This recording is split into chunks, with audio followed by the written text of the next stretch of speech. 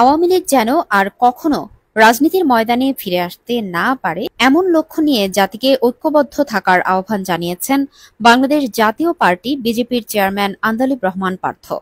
মঙ্গলবার রাজধানীর চীন মৈত্রী সম্মেলন কেন্দ্রে বিএনপি আয়োজিত গণ অভ্যুত্থান ২০২৪ জাতীয় ঐক্য ও গণতান্ত্রিক অভিযাত্রা শীর্ষক আলোচনা সভায় বক্তৃতা করেন তিনি। আন্দালিব পার্থ বলেন, আওয়ামী লীগ প্রতিশোধের রাজনীতি করে। তারা যদি আবার ক্ষমতায় ফেরে তাহলে যারা ফেসবুকে প্রোফাইল লাল করেছিল তাদের জীবনই লাল করে দেবে। যারা রাস্তায় নেমেছে তাদের খুঁজে বের করে জীবন ধ্বংস করবে। এই ভয় এখন দেশের ঘরে ঘরে। তিনি বলেন, ৪-৫ কোটি মা এখন মনে করেন আওয়ামী লীগ ফিরে এলে তাদের সন্তানেরা নিরাপদ থাকবে না। আওয়ামী লীগকে মেধাহীন ও প্রতিহিংসা পরায়ণ বলেও আখ্যা দেন পার্থ। বলেন, তারা মুখে যতই আলোচনার কথা বলুক তাদের ফাঁদে পা দেওয়া যাবে না।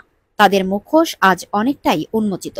বিএনপির উদ্যোগে গঠিত জাতীয় ঐক্য নিয়ে আশাবাদ ব্যক্ত করে পার্থ বলেন, গত ৯ মাসে বিএনপির নেতৃত্বে আমরা একটি বাস্তব ঐক্য তৈরির চেষ্টা দেখেছি। এটি ইতিবাচক।